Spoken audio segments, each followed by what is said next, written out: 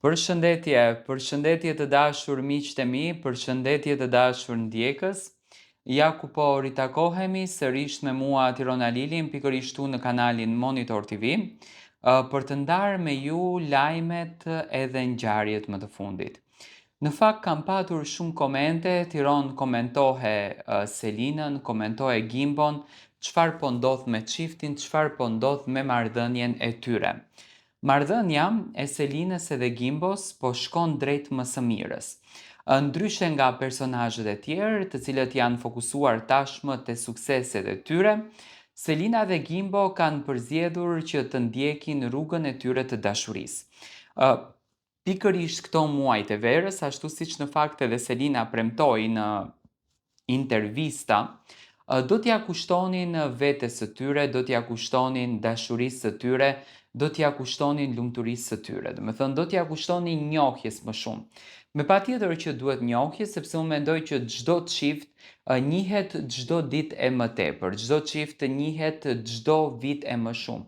Sa më shumë të ndajnë kohë me njëri tjetrin, aq më shumë krijojnë njohje, aq më shumë krijojnë momente. Dhe kështu unë e shoh Selinën edhe Gimbon, shumë të afërt edhe shumë të dashur pranë njëri tjetrit. Selina dhe Gimbo janë ndalur apo po pauzojnë pak me projektet e tyre.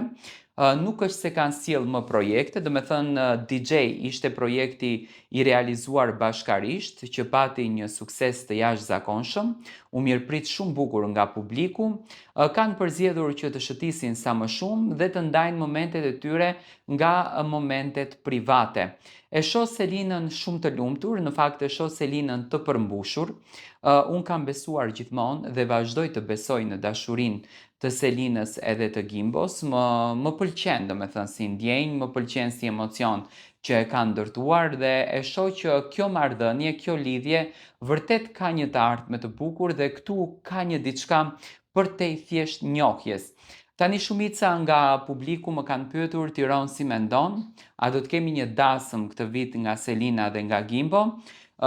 E konfirmuar nga Selina është që nuk do të ketë një dasëm, por jetës nuk i dihet, do me thënë momenteve nuk u dihet. Unë mendoj që Selina njëherë do të pretë rikthimin e babait të saj në shtëpi dhe më pas do me thënë të vendosën për të bërë një lëvizje siç është ajo lëvizja e një dasme, dhe nga ana tjetër e shoh Gimbon i cili njëherë dëshiron që të investon pafund në artin e tij, në karrierën e tij, për të krijuar dhe për të rindërtuar identitet më të fortë dhe nga ana tjetër kur të jenë gati çifti, pse jo, për të bërë një dasëm shumë të bukur. Edhe pse ato të dy bashkjetojnë, do me thënë, jetojnë në të njëjtin ambient, ndajnë kohën të dy së bashku, Gimbo qëndron në Tiranë, por mendoj që edhe dasma do t'ishte një nga dhuratat më të bukura që do t'i bënin njëri tjetrit.